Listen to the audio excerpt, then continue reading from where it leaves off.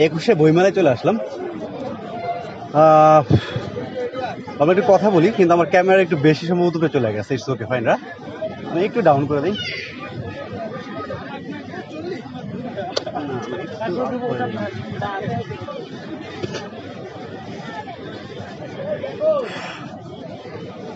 Anyways, যাই হোক, বইমেলা যেহেতু আসছি, বই নিয়ে কথা বলি। বই নিয়ে কথা বললে আবার সর্বপ্রথম মনে পড়তেছে হচ্ছে অবভিয়াসলি রবীন্দ্রনাথ ঠাকুর ছোট গল্প, রবীন্দ্রনাথের ছোট গল্প, তারপর হচ্ছে শরৎচন্দ্রের উপন্যাস। আই থিঙ্ক যে শরৎচন্দ্রের উপন্যাস, রবীন্দ্রনাথের ছোট গল্প, তারপর হচ্ছে শেক্সপিয়ারের ট্র্যাজেডি, তারপর হচ্ছে আমার আলকেমিস্ট, পাওলো কোয়েলহো না মানে ভুলে গেছি, এটা সর্বপ্রথম বই পড়া আমার, আলকেমিস্ট। তারপর হচ্ছে আমার Sherlock Holmes, sir Arthur Conan Doyle, এই তো। আর politics, the real politics and how to stay in power, এটা নিয়ে যদি কেউ জানতে চায়, কোন পলিটিক্যাল প্রিন্স যারা ভবিষ্যতে এমপি হবে, যারা ভবিষ্যতে মন্ত্রী হবে, আমি তারেক রহমান, হ্যাঁ, তারা যদি জানতে চায় তাহলে তাদের জন্য হচ্ছে the Prince. Actually the Prince হচ্ছে নিকোলো ম্যাকিয়াভেলির যে বইটা। আই থিঙ্ক হি ওয়াজ 1215 দিকে নিকোলো ম্যাকিয়াভেলি ছিল। সে হচ্ছে ইতালির ফ্লোরেন্সের যে রাজ্য ছিল, সে রাজ্যের সে ছিল ফার্স্টে ছিল সে একজন ডিপ্লোম্যাট ছিল, পরবর্তী সে হচ্ছে যুদ্ধমন্ত্রী হয়েছিল। সো এবং সে এটা 12 থেকে 15 বছর সে যুদ্ধমন্ত্রী ছিল এবং ডিপ্লোম্যাট ছিল, সরাসরি বিভিন্ন রাজ্যের কিং এবং তার রাজ্যের যে কিং তাদের সাথে সে চলাফেরা। সো আলটিমেটলি পরবর্তী যখন তার রাজা, সে যে রাজার আন্ডারে মন্ত্রী ছিল, সেই রাজা যখন মারা যায় এবং আরেকজন রাজা যখন রাজ্য দখল করে, সে তখন আলটিমেটলি তার ক্ষমতা হারায়। সো ক্ষমতা হারানোর পরে সে পরবর্তীতে দ্য প্রিন্স লেখা শুরু করে। দ্য প্রিন্স লেখা তার একটা উদ্দেশ্য ছিল, সেটা হচ্ছে সে অ্যাকচুয়ালি যে পরবর্তী রাজা হয়েছে, সে রাজারে সে বুঝাতে চাচ্ছিল যে হ্যাঁ, সে অনেক কিছু জানে, how to stay in power. সে যে নতুন রাজা, তার জন্য মন্ত্রী আছে, তার থেকে সে যে অনেক বেশি জ্ঞানী, সে যে পাওয়ার সময় তার এক্সপিরিয়েন্স আছে, সেটা নিয়ে সে অ্যাকচুয়ালি এনিওয়েজ একটা পানির গাড়ি, ভাবলাম যে একটু কথা থামাই। এনিওয়েজ, তো সে অ্যাকচুয়ালি এইটা বোঝানোর জন্যে সে তার বই লিখছে। অ্যাট দ্য সেম টাইম এই বই হচ্ছে সে ওই রাজার নামে উৎসর্গ করছে। এনিওয়েজ, যে রাজা, তার রাজার মেয়েরা রাজত্ব গ্রহণ করছে। এনিওয়েজ, সেটা বিষয় না। বিষয়টা হচ্ছে যে নিকোলো ম্যাকিয়াভেলি তার ক্যারেক্টার নিয়ে অনেক আছে, মতভেদ আছে। ওয়েস্টে তার বই, এই দ্য প্রিন্স, তার বই থ্রু আউট দ্য ইয়ার এটা ব্যান ছিল। তাকে মেক ইভিল বলা হয়, মানে ইভিল বলা হয় অ্যাকচুয়ালি।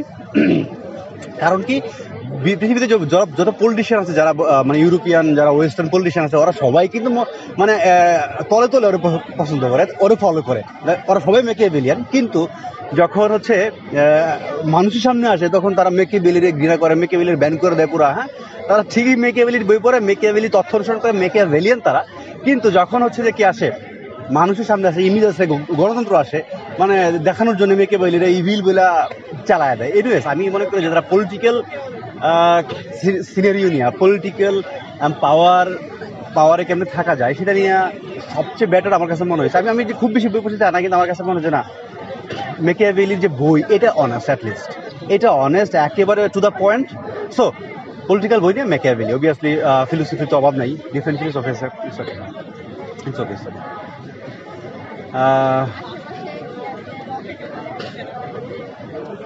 এনিওয়েজ, সো এক সুন্দরী পার দিয়েছিল আমার ক্যামেরার সামনে দিয়ে, ওরা বলতে পার হয় নাই। সো আমি এই জন্য জিজ্ঞাসা করছিলাম। Anyways, thank you so much. So যাই হোক, তো আমি যেটা নিয়ে বলতেছিলাম যে বই নিয়ে। সো যেরকম আমি এখানে আজকে কিছু বই মেলা আসছে, এখানে অবভিয়াসলি অনেক স্টল, অনেক লেখকের বই। আমি একটু আমার অপিনিয়ন আসতে চাই বই নিয়ে, বা লেখা নিয়ে, বা ফিলোসফি নিয়ে, হোয়াটএভার। সেটা হচ্ছে যে প্রচুর লেখক বই লিখে, ঠিক আছে। কেউ হয়তো তার প্যাশন থেকে লিখে, কেউ তার যে জ্ঞান, সে জ্ঞানকে শেয়ার করার জন্য লিখে, কেউ হয়তো সমাজে ইনফ্লুয়েন্স করার জন্য লিখে, কেউ হয়তো তার উচ্চ যে অভিলাষ আছে বিভিন্ন পাওয়ারে যাওয়ার জন্য, সেই জন্য বই লিখে। অথবা যারা পাওয়ারফুল আছে, যারা বিজনেসম্যান আছে, যারা মোটিভেটেড আছে তারা বই লিখে, যারা অলরেডি পাওয়ারে আছে তারা শুধু তাদের পাওয়ার শো করার জন্য, তাদের জ্ঞানকে শো করার জন্য লিখে। এনিওয়েজ, আমার কোশ্চেন হচ্ছে যারা আমরা এখানে সাধারণ যারা বই কিনি, বই পড়ি, তারা তাদের তাদের তাদের জন্য আমার কথা অ্যাকচুয়ালি, যে আমরা যে যাদের আমরা বই পড়ি সমস্যা নাই, 100 বই পড়ি, 100 জনের আইডিয়া নেই, কিন্তু ব্যাপারটা হচ্ছে কি যে প্রত্যেকটা বই কিন্তু নতুন কোনো আইডিয়া দেয় না, রাইট? যেরকম আমি নিকোলো মেকিয়াভেলির কথা বললাম, কিংবা রবীন্দ্রনাথের একজন ফিলোসোফার, যেমন হচ্ছে আহমদ ছফা একজন ফিলোসোফার, যেমন হচ্ছে অবভিয়াসলি কাজী নজরুল ইসলাম একজন ফিলোসোফার। কাজী নজরুল ইসলাম, তারপর হচ্ছে রবীন্দ্রনাথ, তাদেরকে সব্যসাচী বলা হয়, যাদের সাহিত্যে সকল শাখায় মানে অবদান আছে, এবং সবচেয়ে বেশি তারা কি ফিলোসোফার আমার কাছে মনে হয়।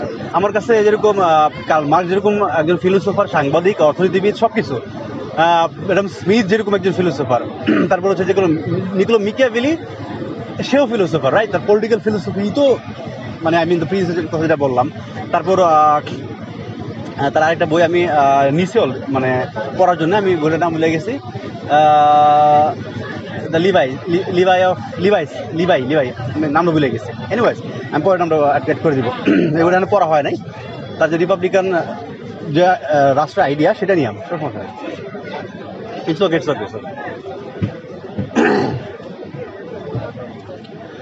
তো এ হচ্ছে অবস্থা। তো আমি যেটা বলতেছিলাম যে ঠিক আছে, আপনারা বই কিনেন, বই পড়েন, সমস্যা নেই, কিন্তু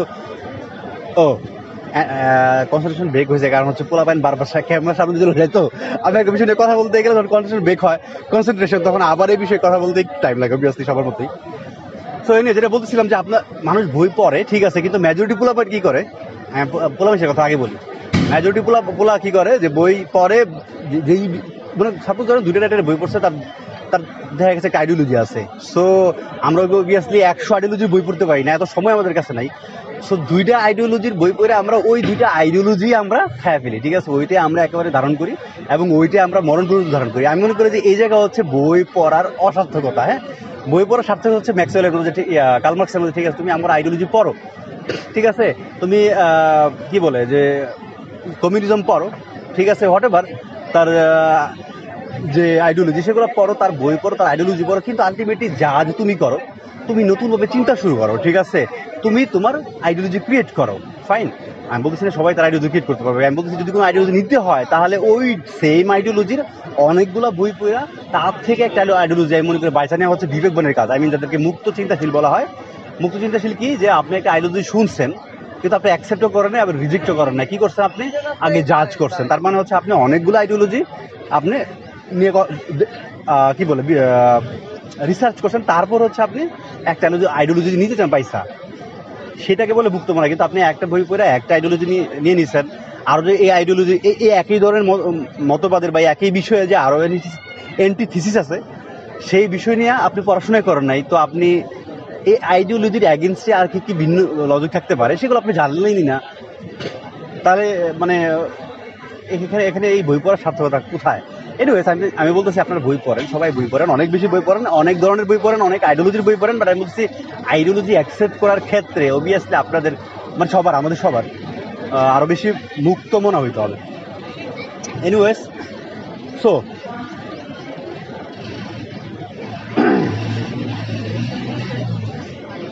anyways, thank you so much. So আমি আবার অন্য একটা পয়েন্টে গিয়ে অন্য একটা বিষয়ে কথা বলবো। সো এটা এই জায়গায় শেষ করতেছি না, আমি একটা অ্যাড করে দিই যে আমি বিভিন্ন রাইটারের কথা বললাম। সো আমি আসলে অ্যাকচুয়ালি বই কিনতে আসি নাই, হয়তো যদি পছন্দ হয় একটা বই আমি কিনে ফেলবো। আমি যেটা শুরু করছিলাম যে হ্যাঁ, আমি বই বলতে গিয়ে যে আমি শুরু করছিলাম দেখা গেছে যে রবীন্দ্রনাথ ঠাকুর দিয়া, তারপর রবীন্দ্রনাথ ঠাকুরের ছোট গল্প আমার খুব ভালো লাগছে, ঠিক আছে? সম্পদ, আই থিঙ্ক। তারপর হচ্ছে সম্পদ নামের একটা আছে যে তার দাদা হচ্ছে নাতিরে চাপা দিয়ে মারলাম, অনেক বছর আগে বসে ভুলে গেছি, তো এটা আমার কাছে খুব ভালো লাগছে। তারপর হচ্ছে যে একটা মাঝির প্রেমে পড়ে না কি পড়ে আমি ভুলে গেছি এটাও। তারপর হচ্ছে আমি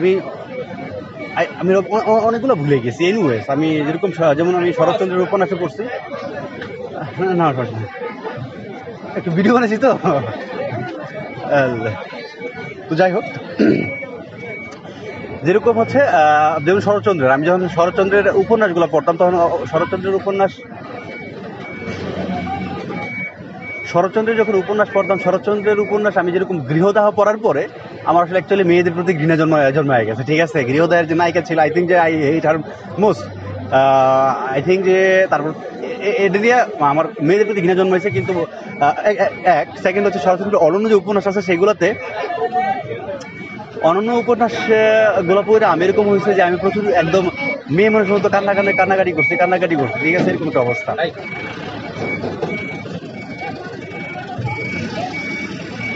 আই গেস যে আমাদের একটু একটু ওয়েট করতে হচ্ছে, কারণ হচ্ছে আমাদের এখানে একটা গাড়ি ওরা পার্ক করতেছে।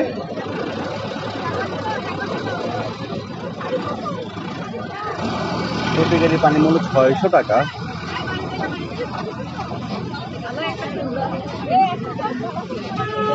ওকে, আমি একটু অ্যাঙ্গেলটা ঘুরাই দিই, so I think it will be good. ওকে,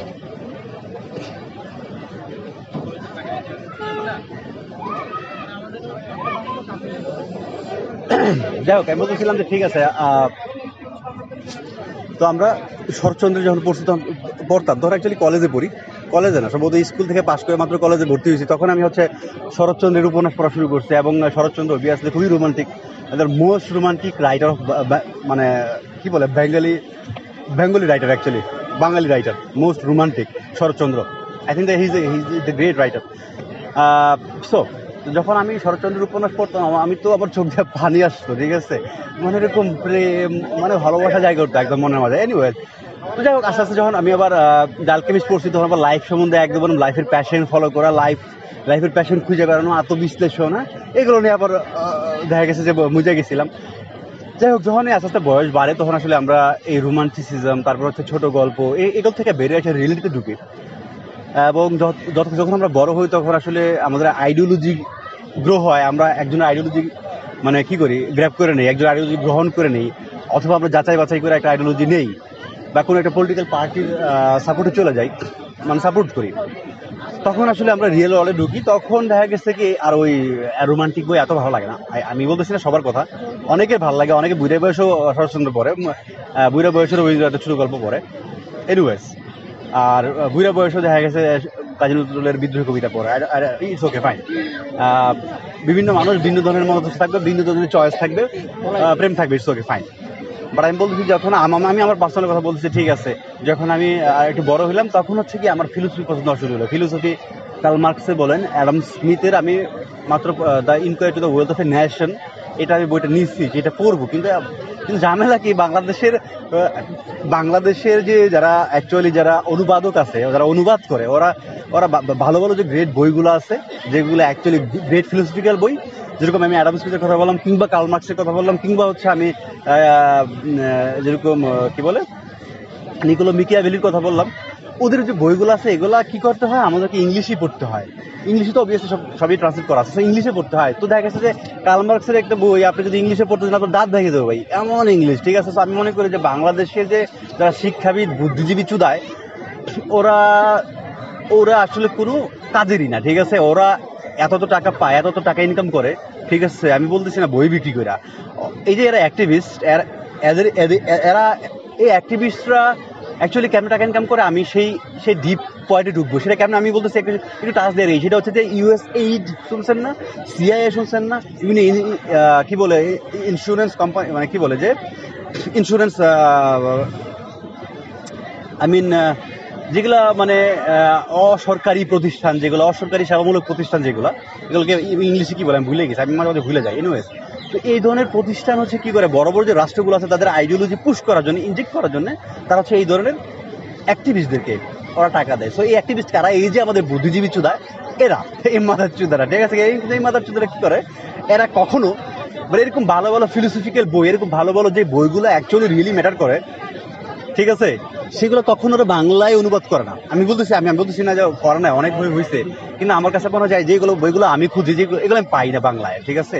আর ইংলিশে পড়তে গেলে হয় কি, ইংলিশ অবভিয়াসলি আমরা সিম্পল ইংলিশে যখন বলতে পারি না, কিন্তু যখন একটা অনুবাদ আসবে, সেখানে একটা ইংলিশে বই পড়াটা দাঁত ভাঙা ব্যাপার স্যাপার, ঠিক আছে। যারা একেবারে ইংলিশে একদম টপ ক্লাস না, তারা এই বিষয়ে পড়তেই পারবে না, ঠিক আছে। এরকম আমি ইংলিশে খুব বেশি ভালো না, সো আমার জন্য দেখা গেছে এরকম বই পড়া বহু টাফ হয়ে যায়। যেটা আমি বললাম যে বিভিন্ন ফিলোসফিক্যাল বই। সো আমি মনে করি যে ভবিষ্যতে যারা বুদ্ধিজীবী হবে, যারা নিজেদের দাবি করবে বুদ্ধিজীবী, আই মিন যে লেখক অনুবাদক, আমি মনে করি যে যেমন সলিমুল্লাহ খান অনেকগুলা বাংলা করছে, হ্যাঁ, অনেকগুলা বইয়ের বাংলা অনুবাদ করছে, জার্মান, আগে যে জার্মান বইয়ের অনুবাদ করছে। সো আমি সেগুলো, সলিমুল্লাহ খান এখনো কোনো বই পড়ি নি, তবে ইনশাল্লাহ পড়ার ট্রাই করবো। আচ্ছা, আমি আমি আমি আমি একজনের নাম ভুলে গেছি, সেটা হচ্ছে আহমদ ছফার নাম নিতে। আহমদ ছফা আমি সম্ভবত বলছি এর আগে। আহমদ ছফার যে প্রবন্ধ, যে বাঙালি মুসলমানের, মানে আমার কাছে এটা ক্রিটিসিজম মনে হয়। আমি আহমদ ছফার ক্রিটিসিজম খুব ভালো লাগে। আহমদ ছফা যদিও ফিলোসোফার, আমি তার সব বই পড়ি নাই, কিন্তু আমার কাছে আহমদ ছফারে ফিলোসোফার প্লাস হচ্ছে ক্রিটিসিজমের বসও নয়। সে হচ্ছে যেমন বঙ্কিমচন্দ্র যেরকম ক্রিটিসাইজ করছে, সে আমি মনে করি বাঙালি মুসলমানের মন দিয়া, বাঙালি মুসলমানের, আমি পার্টিকুলারলি কারো ক্রিটিসিজম করা নাই, বাট সে অ্যাকচুয়ালি আমাদের সমাজে যে আই মিন আমার কাছে মনে হচ্ছে হাদিসগুলো আছে, যেগুলো আজাইর হাদিস যেগুলো আছে, আন্তাজি, যেগুলো একেবারে আমাদের ধর্মের সাথে, আমি হিসেবে সেদিকে যাচ্ছি না, মানে বিভিন্ন বিষয় আছে এখানে, এখানে গেলে ঝামেলা। বারবার আমি বলতেছি যে বাঙালি মুসলমানের মন যারা করবে, আমার কাছে মনে হয় যে অনেক ক্ষেত্রে কোনো না কোনো একটা কিছু ক্রিটিসিজম এবং হচ্ছে সমালোচনা কিংবা মানে কি বলে গভীরের যে পর্যালোচনা, সেটা মনে করে। এবং আমার কাছে এই জন্যে আহমদ ছফার খুবই ভালো লাগে। আমি আহমদ ছফার বই অনেক বেশি পড়ি নাই, 4-5টা বই পড়ছি। গুরু রাজ্জাক এরকম কিছু একটা বই পড়ছি, বঙ্কিমচন্দ্রের যে ক্রিটিসাইজ করছে সেটা নিয়ে বই পড়ছি, বাঙালি মুসলমানের মন এই ধরনের কয়েকটা বই পড়ছি। সো আমি আসলে সব বই পড়ি নাই। আচ্ছা, এবার আমি একটু মেয়েদের বিষয়ে আসি। যারা মেয়ে, এখানে অ্যাকচুয়ালি যখন বইমেলা আসি, তখন দেখি যে মেজরিটি হচ্ছে মেয়ে ক্রেতা, কারণ মেয়েরা হচ্ছে বেশি বই পড়ে, রাইট? বাট আমার কাছে যেটা মনে হয় কি, যে মেয়েরা বই পড়ে বেশি, that's true, but the thing is they understand less. Don't mind, actually আমি অনেক মেয়ে দেখছি ওরা প্রচুর বই পড়ে। আমি পার্সোনাল এক্সপিরিয়েন্সে বলতেছি, আমি বলতেছি না সবাই, মেবি নট, বাট আমি দেখছি পার্সোনালি যে ওরা কি করে, প্রচুর বই পড়ে। অবভিয়াসলি মেয়েরা প্রচুর পড়াশোনা করে, ওরা বাসায় থাকে একলা একলা, কোনো কাম নাই,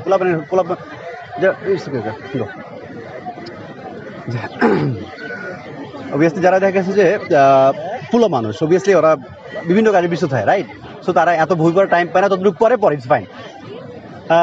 কারণ পোলা মানুষ হয় কি, মিডিল এজে গিয়ে আত্মবিশ্লেষণে যায়, কারণ যে ইয়াং এজ, এখানে বন্ধু বান্ধব, আড্ডা, প্রেম, পড়াশোনা এইসবের চাপে আত্মবিশ্লেষণ করার সুযোগ পায় না। কিন্তু যখন হচ্ছে যে মিডল এজে যায়, তখন একলা একলা হয়ে যায়, বন্ধু বান্ধব থাকে না, সবাই চাকরি করে, তাদের সংসার নিয়ে ব্যস্ত, তখন ছেলে মানুষ আত্মবিশ্লেষণে যায়। কিন্তু মেয়েরা হয় কি, ওরা ছোট থেকে আসলে কি বাইরে যায় না, মুসলিম আমরা যেহেতু অবভিয়াসলি, তো হয় কি ওরা বাসায় বসে বসে নিজে আত্মবিশ্লেষণ করে, বই পড়ে, প্রচুর পড়াশোনা করে। সেই ক্ষেত্রে আই থিঙ্ক যে মেয়েরা, সেজন্য বললাম যে মেয়েরা প্রচুর পড়াশোনা করে। সো এনিওয়েজ, কিন্তু আমার কাছে এটা মনে হয়েছে পার্সোনাল এক্সপিরিয়েন্স থেকে, যে মেয়েরা প্রচুর বই পড়লেও আর আসে কি বইয়ের ডিবি ঢুকতে পারে না, বইয়ের যে অ্যাকচুয়াল মিনিং, যে ফিলোসফিক্যাল মিনিং, সেই ফিলোসফিক্যাল মিনিংয়ে ঢুকতে পারে না। ওরা ঠিক আছে বই পড়ে টাইম পাস করা যায়। এনিওয়েজ, আমি মেয়েদের ক্রিটিসিজম করতে চাই না, বাট মাঝখানে করে দিলাম। এনিওয়েজ, সরি গাইস, হ্যাঁ, যদি কেউ পার্সোনালি নেয় তার জন্য সরি। ওকে, তো বই নিয়ে অনেক কিছু বলার আছে। আমি থিঙ্ক যে আমিও খুব বেশি বই পড়ি নাই, আমার অনেক বেশি আমি বই পড়ার ট্রাই করতেছি, কিন্তু অ্যাকচুয়ালি ফেসবুক, ইউটিউব আর জবের কারণে টাইম হয়ে ওঠে না। সো দেখা যাক, I will try to read more books obviously. But বই নিয়ে আমার যদি কেউ বলার ছিল, আজকে বই নিয়ে আসছি। সো অবভিয়াসলি দেখি দু একটা বই ঘুরা, যে কোনো একটা পছন্দ হয় কিনা, যদি ভালো লাগে দু একটা কিনবো। ফিলোসফিক্যাল অথবা political books and history, I love history. যেরকম আমি বাবরনামা পড়ছি। বাবরনামা থেকে আমি যেটা সবসময় কোট করি, যে রাজার নীতি কী হওয়া উচিত, অ্যাকচুয়ালি রাজার নীতি, হ্যাঁ, যে বাবর সে যখন কাবুল থেকে আসে, সে একবারে আইসা কিন্তু ইন্ডিয়া দখল করে নাই, দিল্লি সালতানাতের সম্রাট হয়ে যায় নাই। সে কিন্তু 2 টার্ম অথবা 3 টার্ম সে ট্রাই করার পরে সে সফল হয়েছে। ফার্স্ট টার্মে আসতে পারে নাই। সে কি করতো, তার বাপের বংশ হচ্ছে মির্জা বংশ বা মুঘল বংশ, আর তার মামার বংশ হচ্ছে এই চেঙ্গিস খানের কি বলে যে মঙ্গল। সো ওদের মধ্যে অলওয়েজ, যদিও অন্তর্কুন্দল ছিল, কিন্তু যখনই কারো কোনো সোলজার দরকার পড়তো, যখন তারা কেউ অন্য কোথাও অ্যাটাক করতো, তখন কি করতো তারা, এই যেমন বাবর, সে তার টাকাদের থেকেও যেরকম সোলজার নিয়েছে, সে তার মামাদের থেকেও সোলজার নিয়ে আসছে, মানে মুঘল এবং মঙ্গল দুইটা থেকে সোলজার নিয়ে আইসা পরবর্তীতে সে কি করছে, অ্যাটাক করছে। আমি এটা কেন বললাম, সেটা হচ্ছে বাবর যখন অ্যাটাক করে, দেখা গেছে আসার পথে অনেক জায়গায় অ্যাটাক করে, মানে অনেক জায়গায় যখন বাধার সম্মুখীন হয়, তখন তারা সেই ডিফেন্স করতে যায়, তাদেরকে ধ্বংস করে দেয়। তখন দেখা গেছে যে ওই এলাকায় কি করে, মঙ্গল যারা ছিল একটু বেশি বর্বর ছিল, ওরা কি করতো, ওরা হচ্ছে যে ওই এলাকায় যাদেরকে সাথে তারা ধ্বংস করছে তাদের জমি জমা বা নারী এগুলো হরণ করে ট্রাই করতো, হ্যাঁ, জমি জমা বা সম্পদ যা আছে নিয়ে ট্রাই করতো। কিন্তু বাবর একটু নীতিবান ছিল, সে বলতো কি ঠিক আছে না, আমরা ডিফেন্সিভলি ওদেরকে মেরে ফেলছি বা অফেন্সিভলি মারছি, কিন্তু আমরা ওদেরকে কি করবো না, অ্যাটাক করবো না, ওদের কোনো কিছু হরণ করবো না, মানে ধন সম্পদ বা মেয়ে নারী হতে পারে। কিন্তু এগুলো হচ্ছে কি মঙ্গলদের ভালো লাগতো। তো দেখা গেছে যে এই সৈন্যরা তার মামার থেকে আসছিল, তো বাবর তাদেরকে অ্যাকচুয়ালি দিচ্ছে না, সো তারা কি করতো আবার বাবরের ছাইরা ওরে ওই যুদ্ধক্ষেত্রে ছেড়ে চলে যেত। সেই সব কারণে কয়েকবার সে 2-1বার সে কি করছে আবার ব্যাক করছে, পরবর্তীতে ফিরে আসছে। এনিওয়েজ, তো আমি কেন বললাম যে তো এই যে কিছু এক্সপিরিয়েন্স থেকে বাবর পরে বুঝলো যে না না, আমি একটু বলে নিই, যখন তার কিছু সৈন্য চলে যায় তখন তার অনেক সময় সৈন্য দেখা গেছে যে অন্য কোনো গোত্রের বা অন্য কোনো জায়গায় এলাকায় গিয়ে অ্যাটাক হয়ে মারা গেছে, রাইট? সো সে একটা জিনিস তো কমপক্ষে সে বুঝলো যে ঠিক আছে, আমার যে সৈন্য ছিল সব কিছু সৈন্য যুদ্ধক্ষেত্রে জয়ী হওয়ার পরে যে লুট করতে পারে নাই, সেজন্য চলে গেছে। ফলশ্রুতিতে কি হয়েছে, তারা চলে যাওয়ার পরে আমরা দুর্বল হয়ে গেছি, ফলে আমার লোক মারা গেছে অন্য গোত্রের অ্যাটাকে। সো একজন রাজা হইতে হইলে তার দায়িত্ব হচ্ছে তাদের যে লুক আছে, তার যে সৈন্য আছে, তার যে আন্ডারে যারা আছে তাদেরকে প্রোটেক্ট করা। সো সে প্রোটেক্ট করার জন্য যা যা করণীয় সেটা হচ্ছে রাজার নীতি, রাইট? তার লুককে প্রোটেক্ট করার জন্য তার যে নীতি গ্রহণ করা উচিত সেই নীতি গ্রহণ করাই হচ্ছে রাজার নীতি। সো যে সেই কারণে পরবর্তী লাইফে বাবর কি করছে, যখন ইন্ডিয়াতে অ্যাটাক করছে, পরবর্তী যখন কোনো যুদ্ধ বা ব্যাটেল জয় করছে, তখন সে কিন্তু আবার তার যে সৈন্য আছে যারা যুদ্ধে জয়ী হয়েছে বা ব্যাটে জয় করছে, সেখানে কিন্তু তাদেরকে আটকায় নাই, তারা লুট করছে, লুট করে তারা খুশি, রাজাও খুশি।